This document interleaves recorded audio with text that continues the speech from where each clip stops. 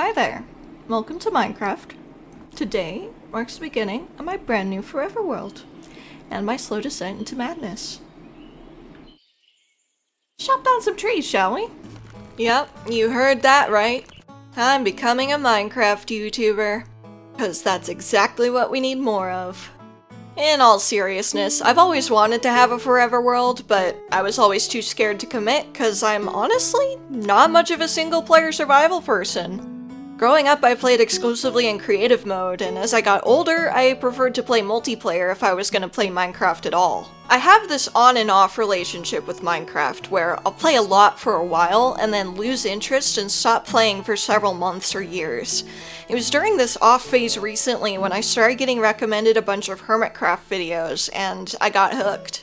All of a sudden, my passion for Minecraft was revived, even stronger than ever, and I had this intense urge to open up the game and just play. So, here we are. But I know what you're thinking. Oh, everyone's doing this forever world trend these days. What makes you different from anyone else? And truthfully, nothing. I'm not an incredible builder, I'm not a redstone genius, I'm not even all that good at just surviving in the game mode about surviving. I'm just someone who grew up with this game and love it to death. And that's okay. 'Cause more than anything, I want to use this forever world, even if it doesn't end up being truly forever, as an opportunity to learn and grow as a player. 'Cause I think if I have anything going for me, it's that I have a lot of ideas and a drive to learn. I want to get better at building, I want to make a real attempt at learning redstone, and most importantly, I want something tangible to look back on in a few years' time and say, wow, look how far I've come. We are kind of in the middle of an open field, and this isn't actually where I want to settle down. There's a place I have in mind, you guys are gonna love it, but it's quite the journey, so I do think we should set up a little starter base before we try to head out. You might be wondering what I meant by that. You have a spot picked out, but you just started. How did you already explore enough to find a place? Yeah, I actually scouted this seed out ahead of time. It's kind of a long story, but originally I wanted to have my main base on a mushroom island, for two main reasons. One, it's been my favorite biome since childhood, and two, hostile mobs don't spawn there. But unfortunately for me, the world generation rules updated along the way, and you actually can't get a mushroom island anywhere near land anymore. Which meant that even if I did find a good island to settle down on, I would always be hundreds, sometimes thousands of blocks from the nearest landmass. I could start the world in an older version to get a better island, but at that point, was it really worth the effort? Like, I might as well just play on peaceful mode with the mental gymnastics I was doing to get this to work. Oh no, it's getting dark. That's okay. Luckily, I came prepared.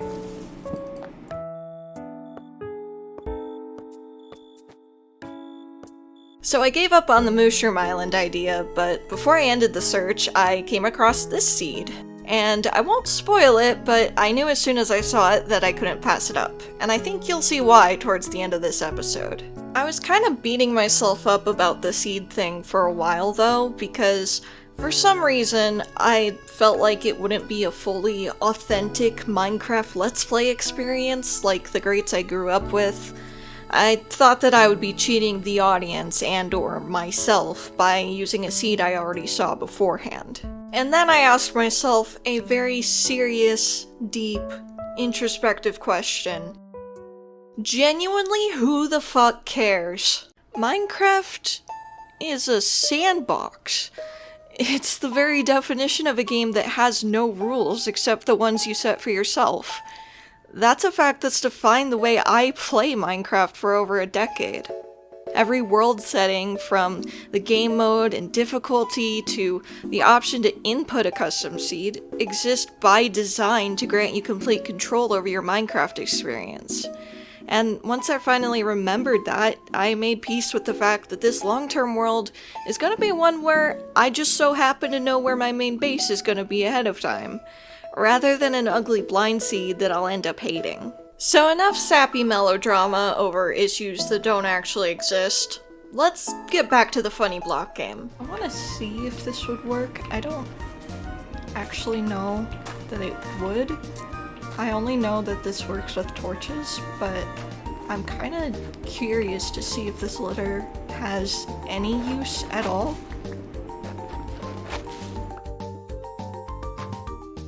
Great.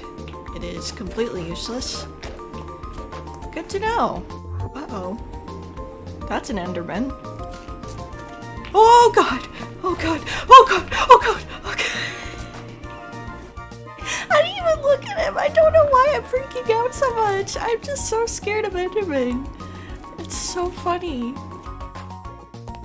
They're my favorite mob, but I'm so scared of them. I kinda glossed over building my starter base while I was busy yapping, so I'll tell you a bit about it while I build the facade here. Holes in the wall or ground are my go-to starter base since they're quick and easy to make on the first day. And I don't have to build the exterior. That's especially handy for me right now since I'm gonna be moving quite a ways away from here pretty soon, so I don't want to waste too much time and resources making it look pretty. But I do want it to be recognizable as a sign of civilization if I ever come back in the future. I've used wood to decorate both the interior and the facade since it's the most accessible and easily renewable resource to me at this point in the game. I really wanted spruce for this, but I couldn't see a taiga anywhere too close to me and really couldn't afford to get lost in the wild, so I settled for the oak and birch that was already in abundance here. The first thing I thought of when looking at this hill I dug into was a hobbit hole, so that's the vibe I went with for the facade. Also because it's really easy to do and I am really lazy. Initially I had some reference pictures on my phone, but I just kinda winged it, and it ended up looking a little goofy in the end, especially with my limited block palette, but I think that's part of the charm. Once the facade was done, I expanded the interior a little further, added some shelves along the bottom of the walls, installed some extra storage, and once the room was looking a little more homey, it was time to go on my first mining trip. Thankfully, living in the side of a hill means I can connect my bedroom directly to the mines via staircase. And as it just so happened, the bottom of this staircase led right into a massive cavern with ores for days and some very unfriendly neighbors. 2 skeletons, are you kidding me? Shoot each other! Shoot each other! Oh, God. No! Oh, this is bad, this is bad. I'm dead, I'm dead, I'm dead, I'm dead, I'm dead, I'm dead, I'm dead, I'm dead. Oh gosh, I don't even know how to get down here anymore. I think there's water somewhere, but I can't see it. Leap of faith. Ow! Ow! Oh no. I don't know where I am. Oh, this is bad. Kill me, please. Thank you. Oh, hello, friend.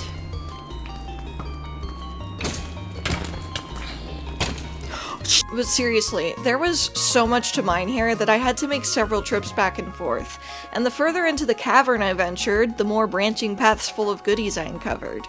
I'm willing to bet I only scratched the surface of what this cave system had to offer, but my main focus here was just upgrading my gear and stocking up on iron and redstone. Stuff that I won't be using anytime soon right now, but they'll come in very handy after I've moved into my forever home's location and start building farms there. But I quickly realized that if I was gonna go caving and face the mob of mobs down there, I needed food. Badly. So it was back to the surface for OLCL, and time to set up a little wheat farm. Listen, I said I wasn't going to waste time on making anything fancy at my starter base, and I meant it. We are eating bread, and we will enjoy it! Oh, and I have some chickens and sheep here too, I guess. So, let's take stock of what we currently have. Blah blah blah, recording CL was taking too long to explain, and we still have a bunch of episode to get through. So I'm here to summarize what she said. We have a bunch of wood, which will be useful not for building with, but for crafting tools, containers, redstone components, and the like with. We also have tons of torches that I very wisely spent all of my coal to craft. We have a few stacks of dirt and sand, which will get us started on some terraforming and smelting glass. And, spoiler alert, this is not enough dirt, but it's what we have. We're doing pretty well on cobblestone and copper, considering I don't really need either one at the immediate moment, but unfortunately I am severely lacking in the iron and coal department. I spent the last of my iron on tools and a saddle to prepare for the upcoming move, so I'm gonna need to make another mining trip to make up for it. And lastly, we've got a bunch of miscellaneous junk that I've picked up during my adventures so far, including goodies from a ruined portal I visited earlier, and some ruins you did not see because I didn't have a good spot to insert it into the video. You didn't miss much though, cause all I got from it that was worthwhile were a couple of enchanted fishing rods and a pottery sherd. The most important part of the journey to my forever home, and the reason I've tried to keep my storage at my starter base as small as possible, is figuring out what to take with us and what to leave behind. I'm gonna have very limited inventory space during the move, especially since I don't have access to the holy grail of storage that is shulker boxes, so we have to be really picky and only take the most important stuff with us. That's things like food, wood, stone, ores, and the like. After we have our essentials accounted for, we can pretty much just throw in whatever else we can fit into our inventory. But even with cutting down on junk in mind, I still have a lot of stuff to take, and it's definitely not all fitting in my pockets. So you might be wondering how I plan to get around that. And oh boy, do I have a plan. But you'll have to wait a bit to see it, cause we have more chores to take care of before the move. While I was farming, I met one of the top 10 worst mobs in the game, and of course, the one time I actually needed him, he despawned when I wasn't looking. My wandering trader despawned, no. I'm moving him up to top 3.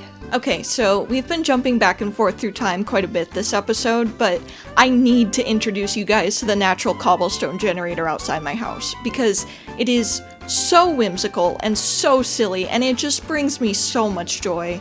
I discovered this thing pretty early on while I was wandering around the area, and it is probably my favorite part of my spawn area.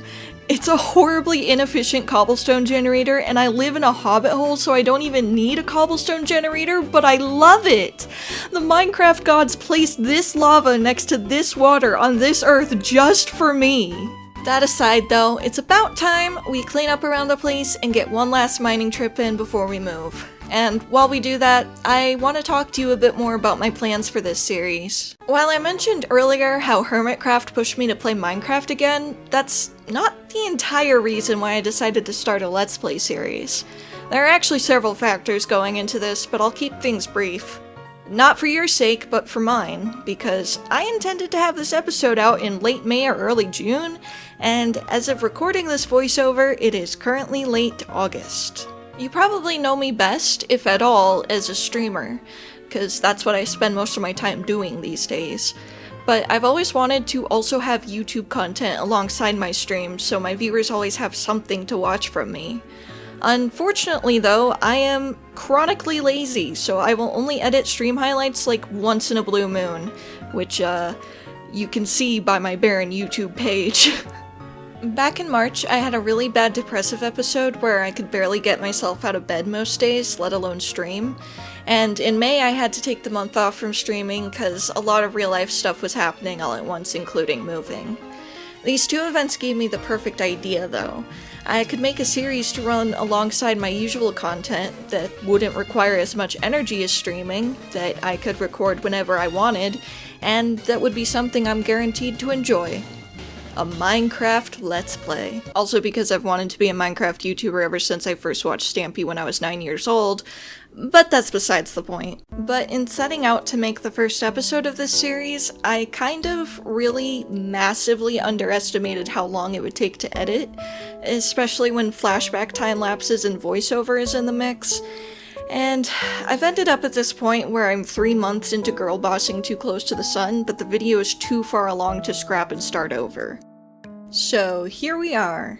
All this to say, going forward, I'm gonna try my best to keep the editing much more stripped back and only where necessary. Kind of in a more traditional Let's Play style. Even if this video hadn't taken so long, I'd still prefer minimal editing, since not only is that what I originally intended to do, but I also feel like a Let's Play is more about the gameplay in the moment, not just a story recounted to you with gameplay footage as proof, you know? So I hope you'll forgive me for overcooking just this once, and that you'll stick with me in future episodes, even if they're not super polished or fancy. But it looks like it's just about time for the main event of this episode, so I'll see you there. It is time. We are finally ready to move. That's right. Ignore the organization of this inventory. We're just not gonna worry about it. It was actually quite the adventure trying to fit everything into trying to fit everything in my inventory that I wanted to take. As you can see, we have made use of a lot of bundles. It's mostly just like random garbage stuffed in here. You can see I just like stuffed a bunch of smooth basalt into whatever bundles had a little bit of space left. I tried to organize the bundles at first, but it kind of got out of hand, and at some point I just needed to stuff as much as I could fit into the bundles. So we've got a little bit of everything in here, and then of course the full stacks got placed into the chest. As you can see, we're actually using a boat, which is going to be interesting because we're not going to be able to make it all the way there with a boat, but we're going to get close enough that I think it'll be okay. We actually fit more than I thought we could. I'll show you what's left in these chests. It's not much. It's basically just anything I couldn't fit or didn't feel like bringing. Might bring the arrows, because I can craft a bow myself, but we might as well bring like the arrows. I could probably actually fit these in one of the bundles. Yeah, let's do that. We'll have to sleep again. So we're not leaving quite yet, but we will in a minute. There we go. That works. We've got a portable bed with us for our adventures, because it's going to be quite a long journey, and I want to be able to set my spawn when we get there, because it would be very unfortunate if I died as soon as we got there and then respawned all the way over here. We've got a portable crafting table. I decided to leave the crafting table in here, so that on the off chance I ever come back around here, if I need to craft something really quick, I have it with me. So I'm bringing another one just in case there's like any emergency along the way. I might need to craft something, or just to get myself set up when we actually get to the place. So yeah, I ended up bringing most of the amethyst stuff. Truth be told, I don't know what I'm actually going to use any of this for yet. I probably will find a use for it, but I don't really have any solid plans. But I figured it would be better to take them along and not need them than to leave them behind and then realize that I actually need them. So we're bringing them along. Funnily enough, I don't actually have any of the building materials that I actually need for what I want to build. But it's gonna be okay, because the spot we're moving to, we will have decent enough access to the stuff that we do need that I'm not gonna worry about it. There's not really a whole lot out here that I have quick access to, except maybe a taiga, but it's a bit of a walk, and I figured I might as well just wait until we get settled into our actual home. For now, I'm just going to focus on actually getting there first. I think I've yapped enough about the concept of moving. But we're still here. We haven't actually moved yet. So let's take a quick nap and we'll actually get started on our journey.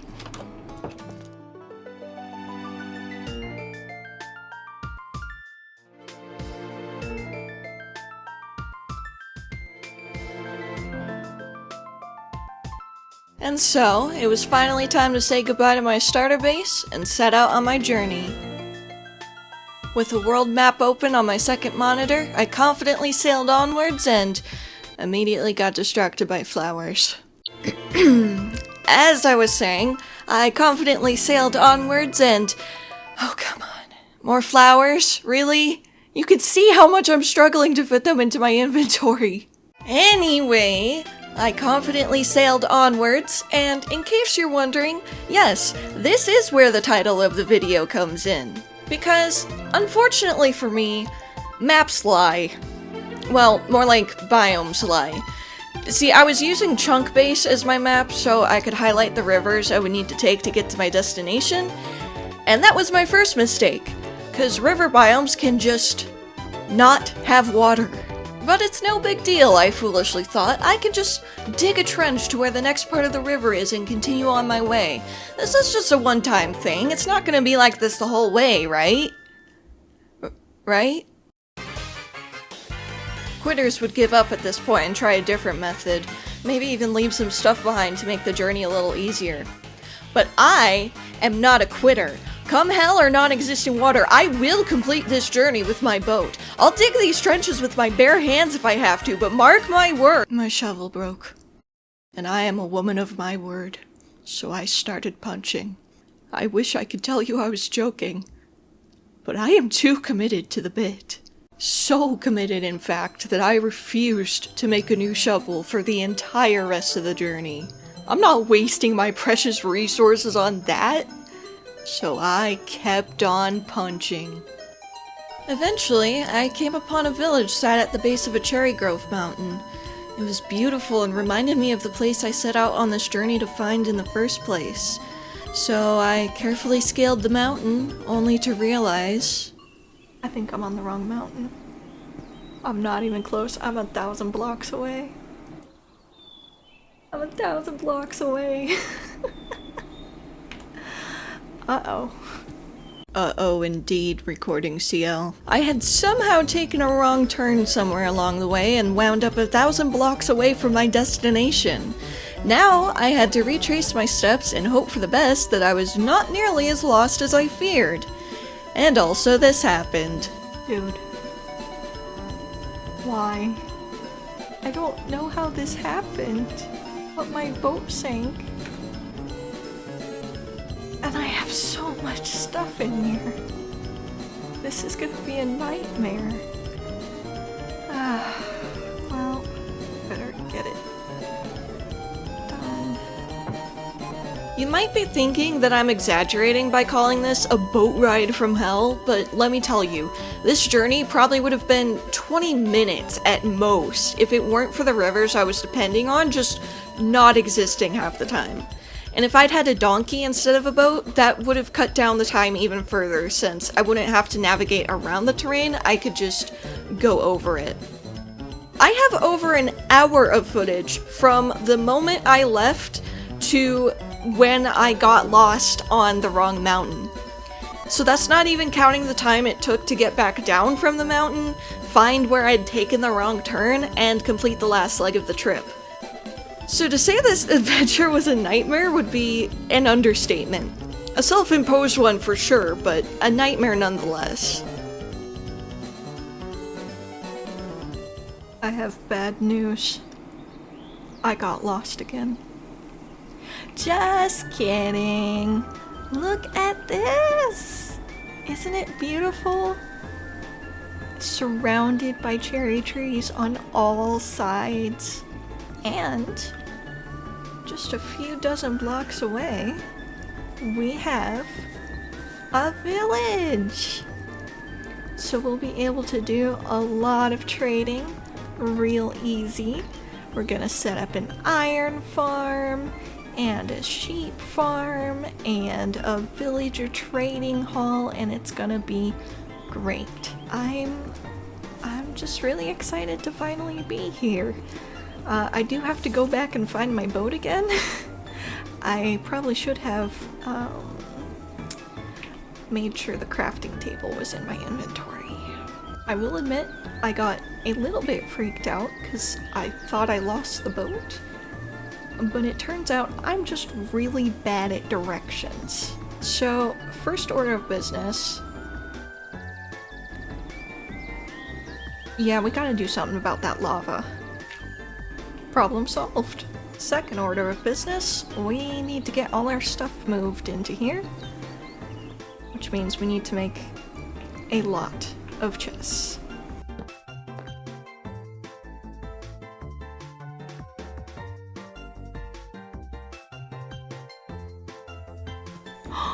I found a donkey! Please be my friend. Please be my friend. Yes! Haha! Transport acquired.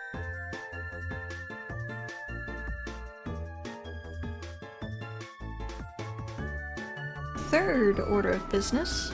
I'm looking up because there's a Enderman over there, and I have a very bad track record with Enderman. Let's clean this place up a little bit.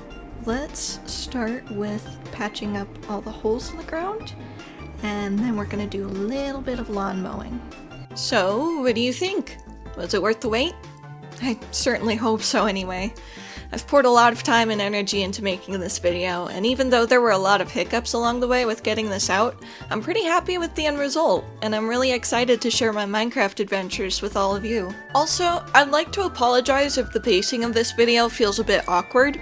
The early game can be pretty chaotic, and I was dead set on making it to my forever home's location by the end of the first episode. So there was a lot of footage I had to cut or gloss over because there just wasn't enough time or space to include it in the video.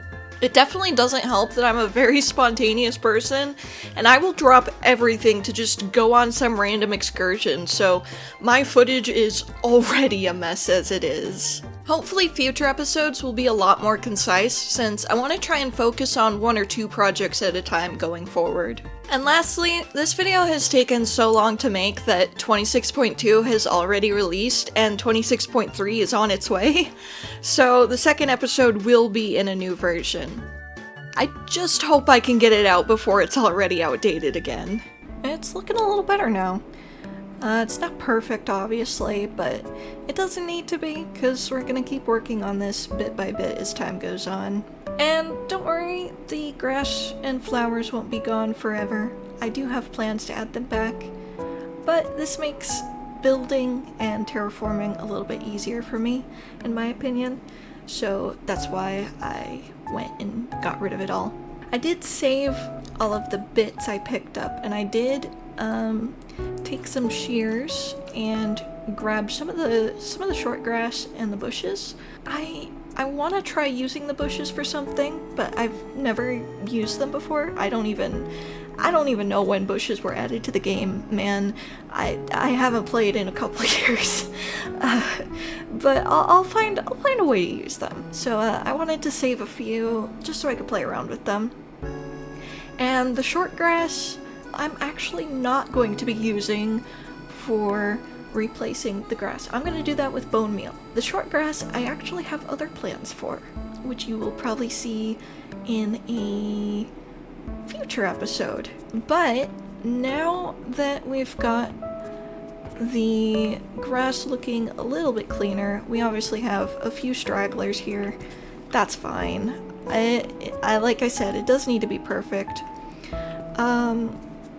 But now that we've got it pretty cleaned up, we're gonna light this place up with torches, do a little bit more terraforming, and that'll probably do it for this episode.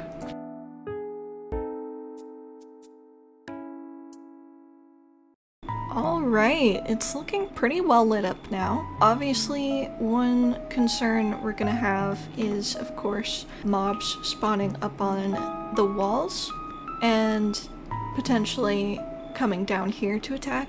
I'm aware of that, and it's fine. I'm not too concerned about it. We will eventually light up the walls, but I'm not going to worry about it right now, because number one, I don't have enough torches for that, and number two, it's not really that high on my priority list right now. I'm more concerned with, like, getting my stuff built. And as long as the ground level here is lit up and we're not getting constant zombie attacks, constant creeper explosions, we're gonna be fine. I'm gonna end up probably completely transforming these walls in the future anyways. I have a couple ideas, but I don't know exactly what I'm gonna do yet. But these walls aren't going to stay the same forever, is the point. Also, this took way more torches than I was expecting, but admittedly I am a professional torch spammer, so I probably could have gotten away with probably half this amount of torches and still have no mob spawns, but it's fine. I'm a really bad judge of adequate light levels, should we say. So I'd rather just play it safe and spam a bunch of torches than end up with a creeper explosion in my walls. I'm really happy with this little area. Obviously gonna do a lot more terraforming around here. I want to make the ground a lot smoother, but the reason why I haven't like completely flattened it out or anything is because I'm not really sure yet what exactly I'm going to do here. I have some ideas, but not enough to make a solid plan for this area. So I'm just doing a little bit at a time, like I said, and just shaping it to suit my needs as they come up. I don't know why I'm just placing more torches. It's a problem. I gotta stop. One thing I do want to do also is build a tunnel from this area to the village for easier access to the villagers, because I have some plans for some builds over there. I think I mentioned, like, I'm gonna build an iron farm there, my villager trading hall is gonna be there. Probably most of my farms are gonna be in that area, and this area is going to be more for like storage and just pretty builds and stuff. We'll see. But that's gonna be all for now, so have a great rest of your day or night or whatever, wherever you are, and I'll see you in the next episode.